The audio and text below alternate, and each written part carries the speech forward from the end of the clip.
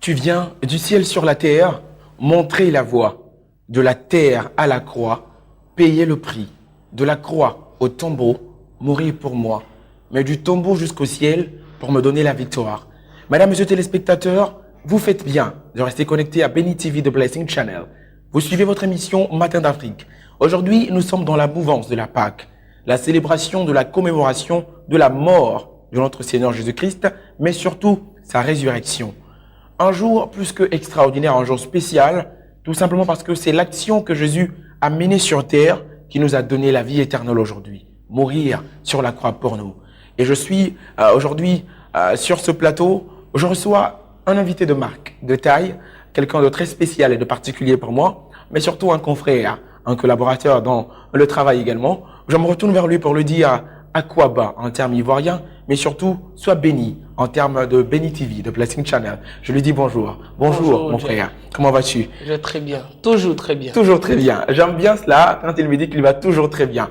Aujourd'hui, on sera ensemble pour parler de la Pâque. Et je pense que tu as quelque chose de spécial à donner comme message également à tous les téléspectateurs qui aujourd'hui peut-être sont en train de pleurer, d'autres en train d'être tristes de ce que le Fils de Dieu, le Seigneur Jésus-Christ, va recevoir des coups de fouet, va recevoir des insultes, il sera flagellé, humilié, tout cela pour nous. Mais tu m'as dit dans les coulisses que c'était un moment de joie, par contre pour nous, parce que son action sur terre conduisait à la vie. C'est bien cela? Exactement. Je tiens à dire bonjour à tous les téléspectateurs de Béni TV. Shalom à vous et que Dieu vous bénisse abondamment et que les bénédictions de Dieu se multiplient toujours dans vos vies. Et moment de joie, moment de gaieté, moment d'allégresse, moment de réjouissance, oui, moment de célébration, c'est ça la Pâque. Et déjà, j'aurais peut-être une petite question qui me traverse l'esprit en ce moment. Je pense qu'un téléspectateur également aimerait comprendre cela. Jésus est venu sur terre pour accomplir une mission. C'était quoi la mission? Et effectivement, le Seigneur Jésus était venu sur la terre parce qu'il y avait un petit problème, ou du moins il y avait un problème, et c'était évident, c'est que l'homme était dans la voie de la perdition. Et donc Dieu devait mettre sur pied un plan de salut qui impliquait que quelqu'un vienne mourir. Mais oui, le choix maintenant devait se faire. Qui allait venir mourir pour les hommes? Qui allait être celui-là qui allait descendre sur terre et venir donner sa vie pour les hommes? Et donc Jésus-Christ s'est offert. Jésus-Christ a bien voulu venir mourir pour nous afin de nous sauver, parce que c'était ça le plan de Dieu. Il fallait qu'il y ait du sang versé. Il fallait que le sang, un sang pur, un sang irrépréhensible soit versé. D'où l'expression Jésus est l'agneau de Dieu qui ôte le péché du monde. Parce que dans l'Exode chapitre 12, quand on lit les prescriptions au niveau de la Pâque, il était demandé au peuple d'Israël de prendre un agneau sans tache. Et donc c'est ce que Jésus est pour nous. Il est cet agneau-là sans tache que Dieu a bien voulu offrir à l'humanité afin de sauver l'humanité de ses péchés. Parce qu'il fallait, pour pouvoir sauver des hommes qui étaient dans le péché, il fallait utiliser un sacrifice sans tache et irrépréhensible que représente ici Jésus pour nous, qui est maintenant nous notre Pâque. Téléspectateurs, on pourrait donc dire que notre Seigneur Jésus-Christ avait pour mission de réconcilier les hommes avec le Père. C'est bien cela? Exactement, il avait pour mission de réconcilier les hommes avec le Père. D'où le fait qu'il soit venu sur terre, qu'il ait donné sa vie et que par le fait qu'il ait triomphé de la mort, il puisse maintenant nous donner toute la force et toute l'autorité sur toutes sortes d'œuvres des ténèbres. Ouais. Parce que Jésus devait mourir, il est descendu aux enfers. Et là, il a vaincu la mort. C'est pourquoi la Bible dit, il en est sorti avec la clé de la mort et du séjour des morts. Oui. Et donc, Jésus maintenant a autorité et tout pouvoir sur toutes choses. C'est pourquoi nous, chrétiens, il nous procure aussi cette force et ce pouvoir-là de dominer sur toute situation et même de triompher sur la mort. Parce que c'est ce qu'il a reçu comme force et comme victoire pour nous. Le décor étant ainsi planté, téléspectateurs, nous nous permettrons d'aller avant tout vers une plage musicale. Le temps pour nous de revenir sur ce plateau et continuer dans l'explication de la Pâque. Nous ne devons pas oublier que Jésus a payé le prix pour que nous puissions aujourd'hui avoir le souffle de vie. Ce souffle de vie qu'il nous offre d'ailleurs gratuitement. Ce clip, je le dis encore une fois, avec tout l'amour que nous avons pour tous nos téléspectateurs, âme sensible s'abstenir. C'est un clip qui magnifie ce que notre Seigneur a subi sur terre, mais également qui nous montre combien de fois il nous a aimés pour subir cela. C'est un groupe exceptionnel, un chanteur aujourd'hui qui fait quand même très fort dans le domaine musical et qui propose Golgotha. C'est tout simplement, on dira, une musique exceptionnelle. Jésus-Christ en train d'être chicoté, en train d'être frappé pour que toi tu reçoives la vie. Regardons et soyons bénis.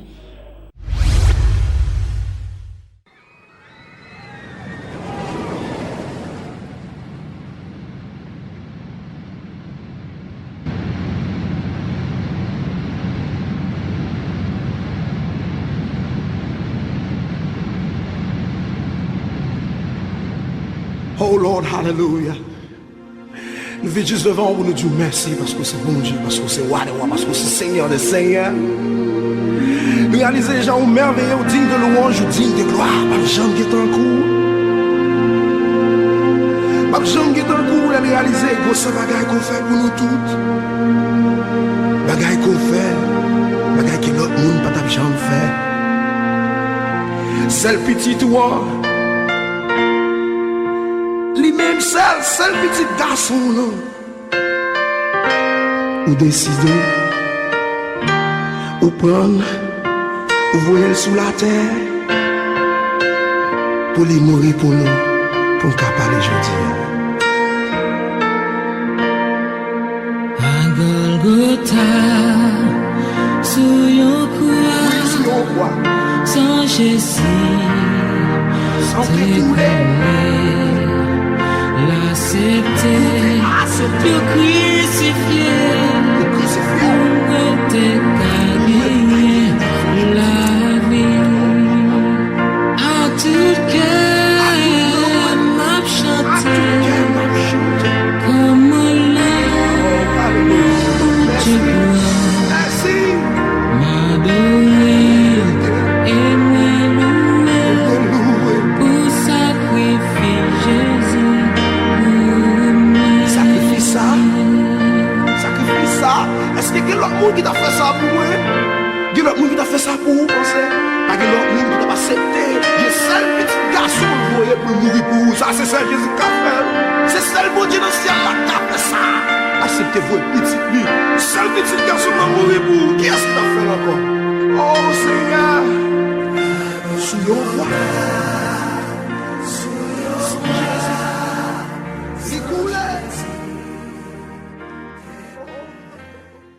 Bernard Mix qui nous chante Golgotha, c'est vraiment l'histoire de Jésus relatée en images. On se souvient encore de ce film La Passion du Christ. Tu te souviens de ça, Herman? Exactement. La Passion du Christ, ça fait pleurer beaucoup de personnes. Moi également, il faut le dire. J'ai pleuré quand j'ai regardé ce film et je me souviens encore que je pleurais. Et cette fois-ci, je me suis agrippé à ma mère parce que je tenais pas. C'était pour la première fois que je pleure, les larmes coulaient parce qu'on a vraiment frappé Jésus quand même dans ce film. Est-ce que tout ça, c'était... Qu'est-ce qu'on peut dire de toutes ces actions sur tout ça sur le Christ? En fait, c'est fort quand même. Il y a certainement une erreur. Il y a quelque chose qu'il faut corriger. Oui. En fait, la différence avec Jésus, c'est pas des funérailles qu'on est en train de fêter. Oui, c'est vrai. On n'est pas en train de faire des funérailles. C'est-à-dire des funérailles, c'est fait en l'honneur de quelqu'un qui est parti, qui ne reviendra plus. Donc, en fait, c'est à titre posthume.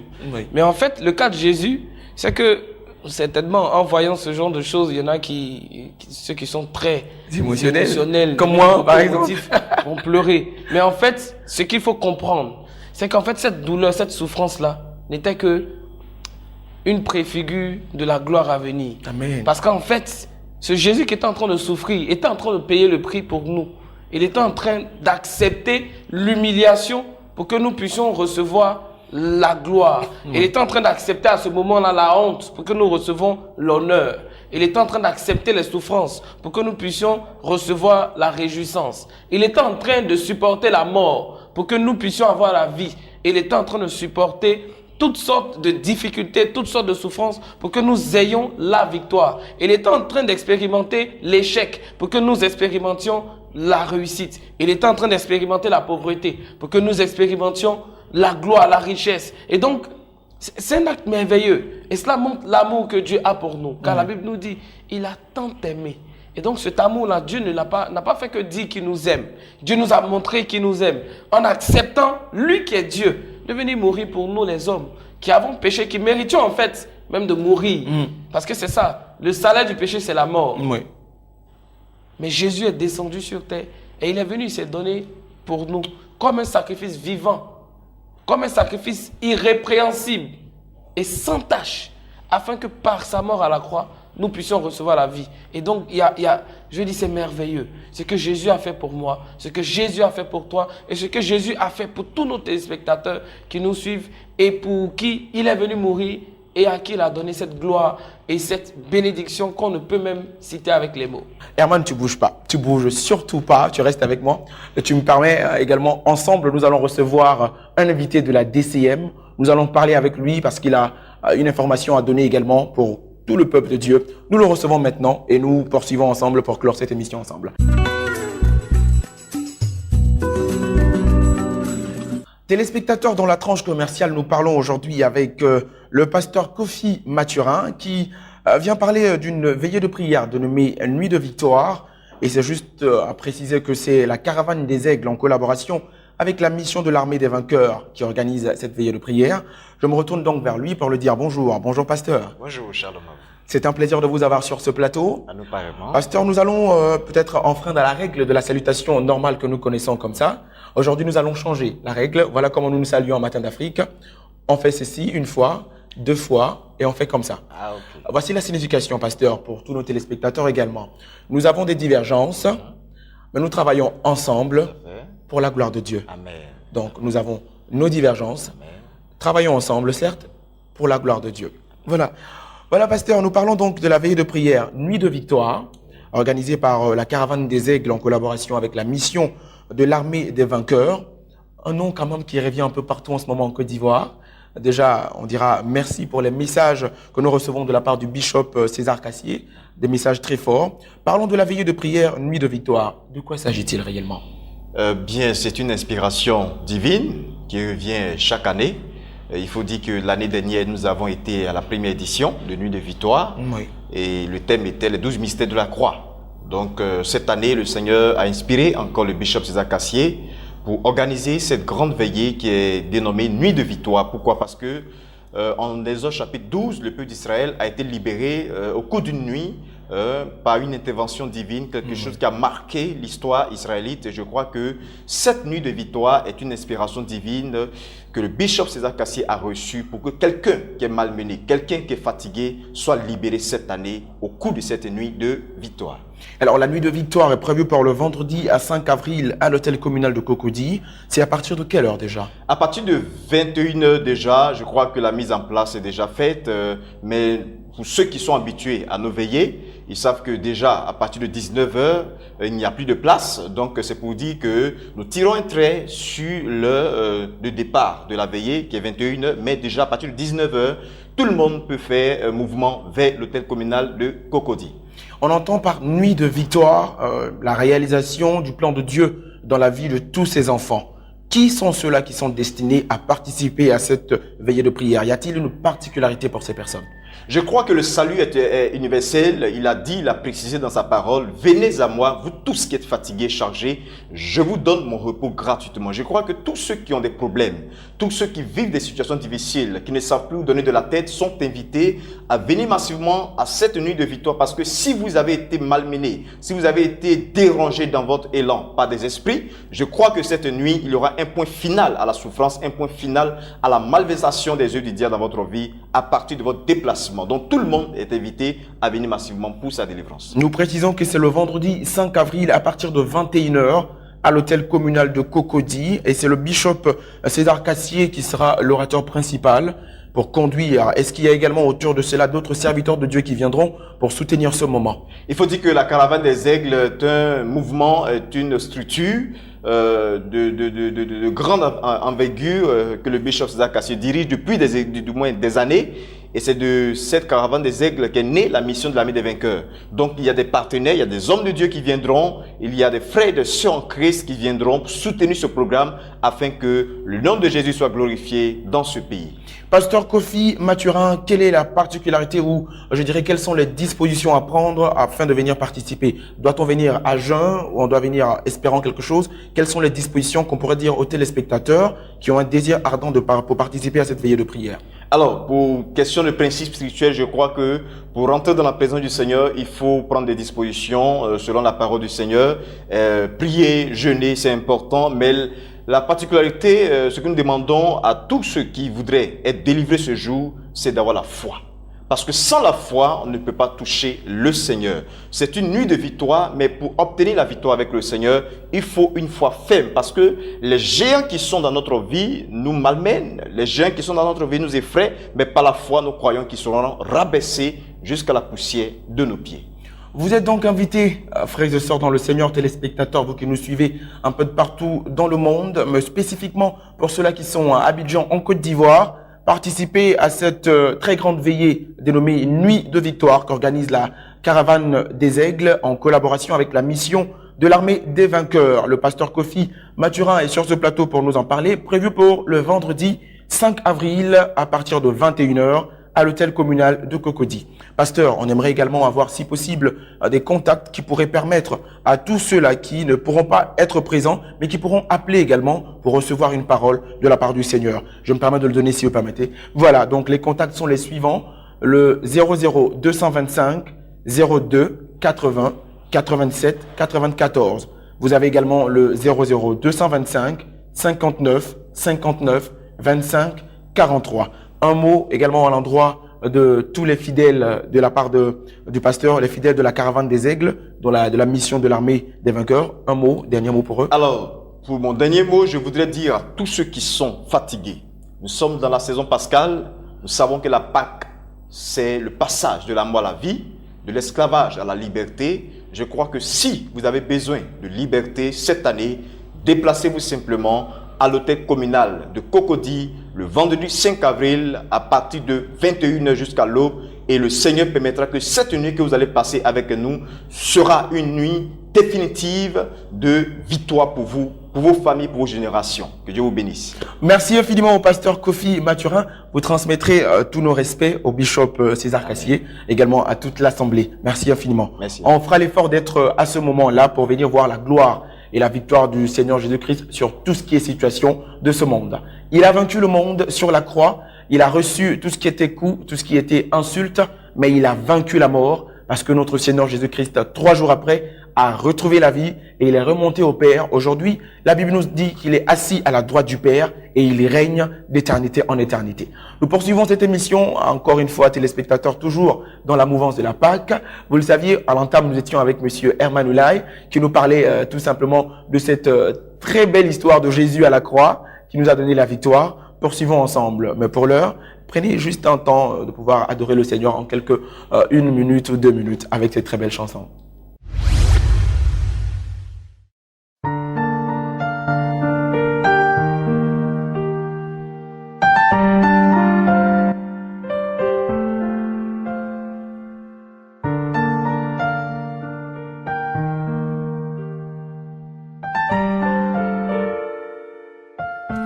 Il y a une douce harmonie dans le sanctuaire.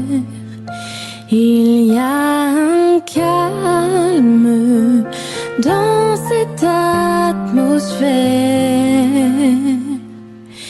Viens déposer les fardeaux que tu portes dans le sanctuaire, car Dieu est là. Il y a une douce harmonie dans le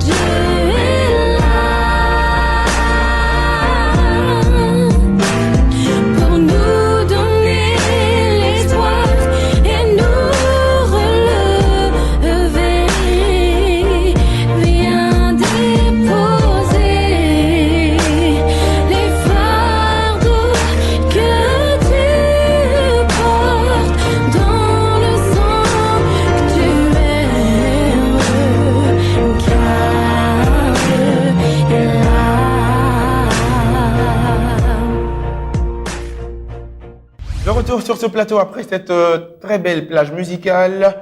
Nous revenons encore une fois pour reparler avec notre invité, notre confrère Erwan. On le disait ensemble que Jésus avait tout accompli sur la croix. Mais il y a un symbole que moi j'aimerais qu'on puisse juste dire également à tous les téléspectateurs pour la bonne compréhension pour cette fin d'émission. Le rideau s'est déchiré quand Jésus était sur la croix. Quel symbole est-ce qu'on peut donner à ça? Le rideau qui est déchiré, qu'est-ce que ça peut signifier derrière cela? En fait, c'est ce qui maintenant donnait accès direct à l'homme vers Dieu. Oui. Parce que dans le temps, il y avait tout un système, toute une sorte de procédure et de procédés qui étaient mis en place quant à l'expiation des péchés du peuple. Oui. Il devait aller vers un souverain sacrificateur. Et en fait, chaque année, il y a un sacrifice qui devait être fait. Oui. Et donc, tout le monde n'avait pas accès au lieu très saint.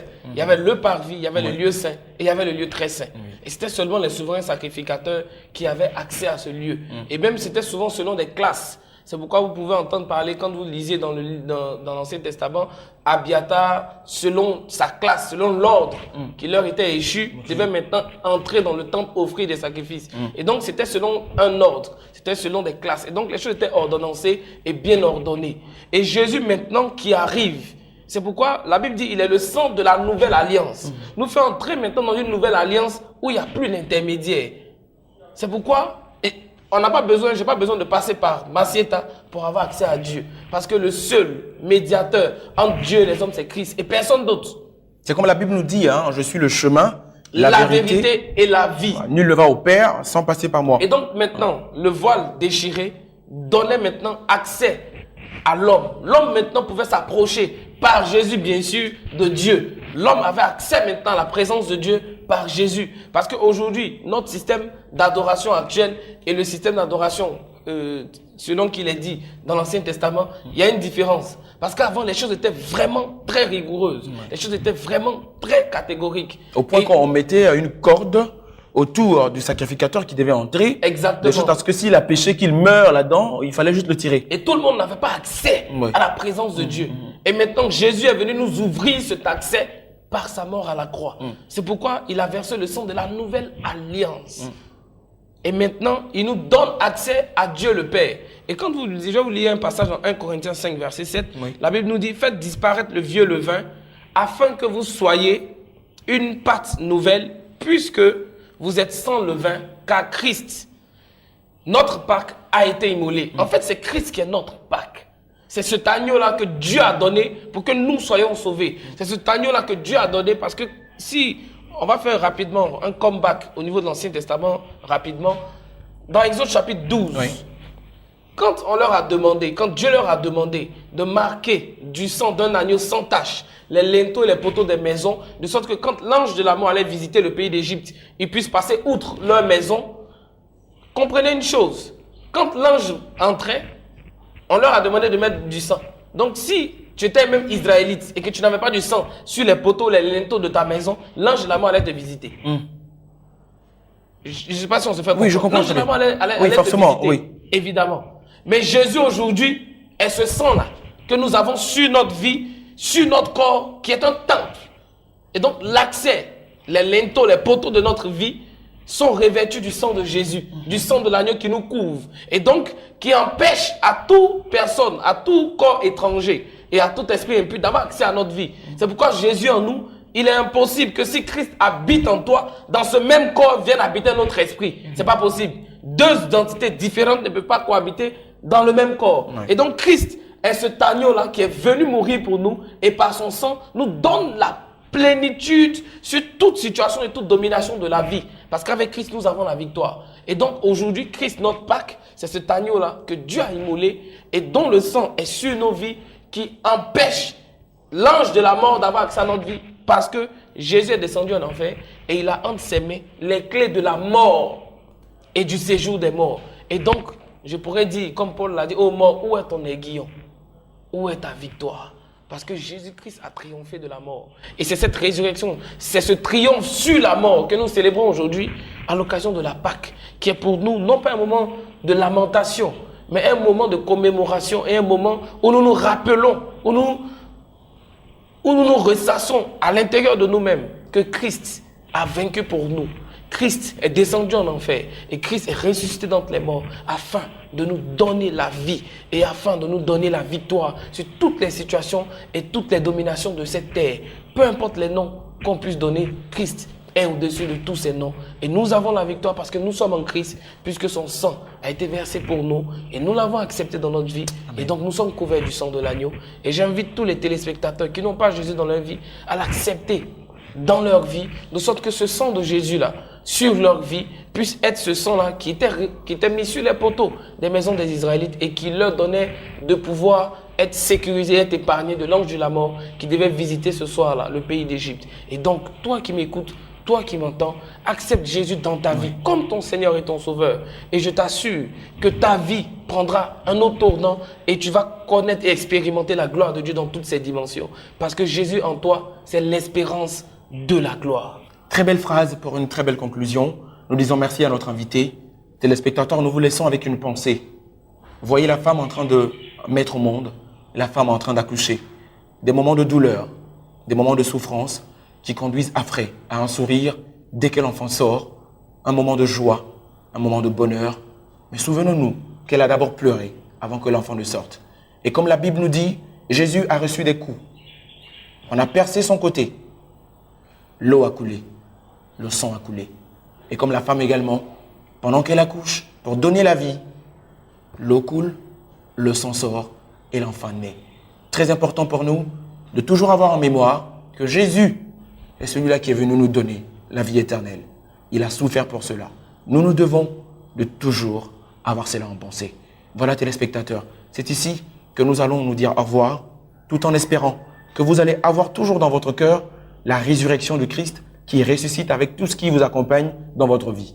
Que ce soit votre domaine financier, le domaine de la santé, le domaine des études, peu importe, le travail, vous avez forcément la capacité de ressusciter avec le Christ parce qu'il est celui-là qui renouvelle toutes choses. Prenez bien soin de vous et n'oublions surtout pas que notre Seigneur Jésus-Christ a vaincu la mort.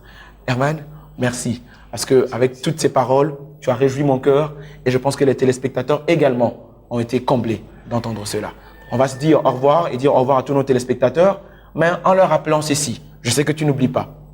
N'oubliez surtout pas que l'héritage appartient à ceux qui suivent Béni TV, The Blessing Channel. Portez-vous bien. Bye bye. Come on, everybody, let's give God this worship. If you know He's awesome, come on, stand on your feet, everybody. If you know He's awesome, you're in awe of His grace, you're in awe of His goodness, you're in awe of His mercy. You're in awe of His provision. He's great and He's greatly to be praised. Hallelujah. Come on, everybody, lift your hands as we lift our voices. Come on, say, my God is awesome. Come on, say, He can move mountains. Keep me in the valley. Come on, say it, hide me from the rain. That's it. My God is awesome. Come on, heals me when I'm broken. Strength where I've been weakened. Forever He'll reign. Come on, you got it. My God is awesome. Come on, say, He can move mountains. Keep me in the valley.